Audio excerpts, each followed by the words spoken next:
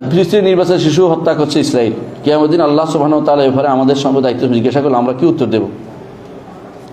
মুসলিম দেশগুলো রাষ্ট্রপ্রধান যাদের সক্ষমতা সাহায্য করার কিছু সাহায্য করছে না, তারাই বা কি উত্তর দিবে? আপনিও বলেন না, আমরাও তাই একই প্রশ্ন করি, কি উত্তর দিবে? আসলে কি আমাদের উত্তর আছে? না, উত্তর নাই।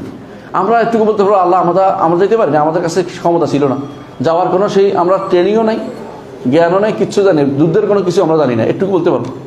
কারণ এটা আমাদের যুদ্ধ এখন আমরা ব্যক্তিগত মানুষ করে না, যুদ্ধ কে করে? মিটারে করে, সেনাবাহিনী করে।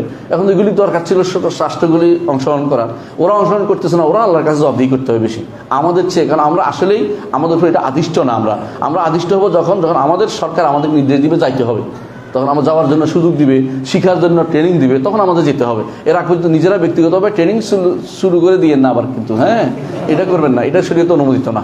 হ্যাঁ, এইটা কয় না, কারণ এই ট্রেনিং কোনো আসলেই আপনার কোনো কাজে আসবে না। আর ওখানে গেলে ওখানে মানুষ এখন বিপদে আছে, কি ওখানে যাই আপনি কিছু করতে পারবেন না। ওরাই নিজেদের লোকদের কোথায় লুকাবে জায়গা পাচ্ছে না, ছোটো বাচ্চাদের সেখানে বোমা মারতেছে ওরা, ইহুদিরা নির্বিচারে জুলুম করতেছে। সেই জায়গাতে আপনি যে কোথায় দাঁড়াবেন? আপনি দাঁড়ানোর জায়গা পাবেন না। বরং এখন সবচেয়ে বড় জিনিস হচ্ছে আমরা দোয়া করি আল্লাহর কাছে প্রথমে, দ্বিতীয়ত আমাদের সরকারদের কাছে আবেদন করি তারা যেন ফিলিস্তিনি ভাইদের পাশে দাঁড়ায়, সহযোগিতা করে, সাহায্য সহযোগিতা করে। এবং ফিলিস্তিনি ভাইদের কাছে দোয়া করি তারা যেন দবতুন নফস করে। দবতুন নফস বুঝেন? নিজেকে নিয়ন্ত্রণ করে, কষ্ট করে এমন কিছু আপনি তৈরি করে দিবেন না যে জিনিস আপনি করতে আপনি এটা শেষ পর্যন্ত সামাল দিতে পারবেন না। যে জিনিস আপনি সামাল দিতে পারবেন না সেই জিনিস আপনি শুরু করেন না। আপনার কথা বুঝাতে পারছি? যে জিনিস আপনি পারবেন সেটা আপনি করবেন। শরীয়ত আপনাকে বলেছে লা ইউকাল্লিফুল্লাহু নাফসান ইল্লা উসআহা, আল্লাহ সাধ্যের বাইরে কাউকে কষ্ট দেন না। আপনি যদি পারতেন, এমন যদি হইতো যে আমি শুরু করে দিলে আমার বাইরে এসে আমার পাশে দাঁড়াবে, তাহলে করেন। মানুষ কিন্তু কেউ নিজে কোথাও গেলে বলে না ভাই আমি এসেছি বাইরের মানুষ, আমি এখানে কিছু কন্ট্রোল করবো না, বুঝেন জিনিসটা? বা আমি এমন মানুষ, আমি দুর্বল, আমার কেউ সাহায্য করতে আসবে না, তো কন্ট্রোল করে না। আপনি এমন সময় সাহায্য চাই, যে এমন সময় করবেন যে সময় আপনার সহযোগিতা আসবে বলে আপনার কেউ অঙ্গীকার করেছে, কেউ কথা বলেছে, কিন্তু আপনি ওই মিথ্যাবাদীদের কথা শুনবেন না যারা আপনারা লাগাই দিয়ে নিজেদের স্বার্থ উদ্ধার করেছে। অনেক মানুষ আছে এরকম, যা আপনাকে লাগাই দিয়েছে, আপনি এবার বিপদে পড়ছেন, ওরা সব বসে রয়েছে, কোনো কোনো হোটেলে খাচ্ছে, কোনো কোনো দেশে আরাম করে বেড়াচ্ছে। কেউ আছে আরেক দেশ বেঁচে, সে আরেক দেশের সাথে অর্থ চুক্তি করবে, আর কেউ অস্ত্র বিক্রি করবে, আপনারা লাগাই দিচ্ছে আগুন মধ্যে। এইটা যেন না হয় ভাই। আপনি বুঝবেন আপনি কতটুকু সামাল দিতে পারবেন। হ্যাঁ, বুঝলেন কিনা কথাটা? আর ওরা বলে পায়জামা ফিনদের সময় খেয়াল রাখি যে আমি শুধু পায়জামা ফিনলে হবে না, সময় মতো পায়জামা কি খুলতে হইব আমার, তাই না? বুঝলেন নাই? এমন প্যান্ট পরাই দিচ্ছেন, কিছুক্ষণ পরে বাথরুম যাই প্যান্ট তো খুলতে পারি না, তো কাপড় তো নষ্ট হয়ে যাবে। আপনার চিন্তা করতে হবে আগে যে আমি যেটা আমি ঢুকছি এটা বেরোতে পারবো কিনা।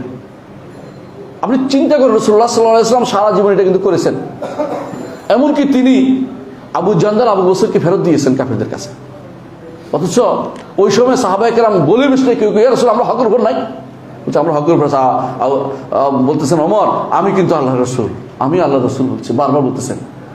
আবেগকে প্রশ্রয় দেওয়া যাবে না, একটা কথা মনে রাখবেন। আপনি যেটা পারবেন না এটা একটা ধৈর্য ধারণ করে অপেক্ষা করুন, অস্ত্র সংগ্রহ করুন, আপনার লোক সংগ্রহ করুন, মানুষদের কাছে যান, কান্নাকাটি করেন, ভাই যে আমাদেরকে মেরে ফেলতেছে, আপনারা আসেন, যেন আরব রাষ্ট্রগুলো একসাথে। কিন্তু আপনি কিছু করতে পারছেন না। আরবরা মুসলিম রাষ্ট্র একসাথে হতে পারলে বিশাল খেদমত। তারা আঙ্গুল দিয়ে ইশারা পাইছে, সঙ্গে সঙ্গে রণতরী পাঠাই দিছে।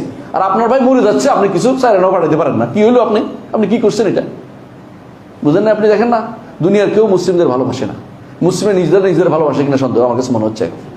আমাদের ভাইরা মরে যাচ্ছে, কেউ সন্দেহ, কেউ কিছু করতে না, সবাইকে আখের গুছাচ্ছে। সবাই এক একজনে এক এক চুক্তি করবে, এটার মাধ্যমে এক একটা লাভবান হবে। কিন্তু কেউ ইসলামের জন্য কেউ ইসলামের জন্য কান্নাকাটি করার কেউ নেই। শুধুমাত্র আবেগ দিয়ে আবেগ তাড়িত হয়ে যুবকদেরকে নষ্ট করার কোনো কারণ নাই ভাই। আমি দোয়া করি, আপনারাও দোয়া করেন, আল্লাহ যেন আলামুল জিহাদ কায়েম করে দেয়, জিহাদের পতাকা উড্ডীন করে দেয়, সবাই জিহাদে যেতে পারে। কিন্তু পাগলামি করা যাবে না, অর্থাৎ কিছু নাই শুধু এই মরে যাওয়ার, অর্থাৎ আমরা এই করবো সেই করবো, হ্যাঁ করে রাস্তা বন্ধ করে আমার কী লাভ হয়েছে, এই মিছিলে আমার কী লাভ হয়েছে আমাকে বলতে হবে, কোনো লাভ হবে না। এই কাজ করবেন না, দোয়া করবেন আল্লাহর কাছে। এবং ভাইদেরকে অনুরোধ জানাবে যাদের ক্ষমতা তারা যেন পাশে দাঁড়ায়, একটুকু বলবেন। আল্লাহ হেফাজত করুন।